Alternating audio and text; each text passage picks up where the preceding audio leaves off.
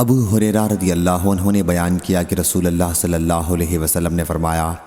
قیامت اس وقت تک قائم نہ ہوگی جب تک دو عظیم جماعتیں جنگ نہ کریں گی۔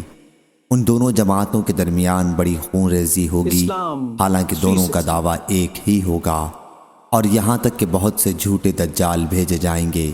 تقریباً 30 دجال۔ ان میں سے ہر ایک دعویٰ کرے گا کہ وہ اللہ کا رسول ہے،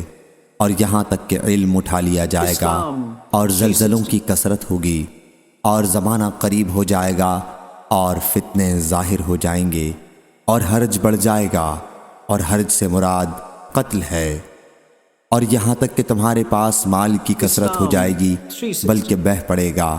یہاں تک کہ صاحب مال کو اس کا فکر دامنگیر ہوگا کہ اس کا صدقہ قبول کون کرے، اور یہاں تک کہ وہ پیش کرے گا لیکن جس کے سامنے پیش کرے گا وہ کہے گا کہ مجھے اس کی ضرورت نہیں ہے، اور یہاں تک کہ لوگ بڑی بڑی عمارتوں میں آپس میں فخر کریں گے، ایک سے ایک بڑھ چڑھ کر عمارت بنائیں گے، اور یہاں تک کہ ایک شخص دوسرے کی قبر سے گزرے گا اور کہے گا کہ کاش میں بھی اسی جگہ ہوتا، اور یہاں تک کہ سورج مغرب سے نکلے گا، پس جب وہ اس طرح طلوع ہوگا اور لوگ دیکھ لیں گے تو سب ایمان لے آئیں گے، لیکن یہ وہ وقت ہوگا جب کسی ایک شخص کو اس کا ایمان لانا فائدہ نہ پہنچائے گا جو پہلے سے ایمان نہ لایا ہو، یا اس نے اپنے ایمان کے ساتھ اچھے کام نہ کیے ہوں۔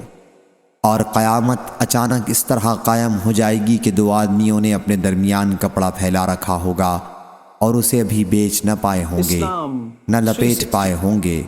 اور قیامت اس طرح برپا ہو جائے گی کہ ایک شخص اپنی اونٹنی کا دودھ نکال کر واپس ہوا ہوگا کہ اسے کھا بھی نہ پایا ہوگا، اور قیامت اس طرح قائم ہو جائے گی کہ وہ اپنے حوض کو درست کر رہا ہوگا اور اس میں سے پانی بھی نہ پیا ہوگا، اور قیامت اس طرح قائم ہو جائے گی کہ اس نے اپنا لقمہ منہ کی طرف اٹھایا ہوگا اور ابھی اسے کھایا بھی نہ ہوگا۔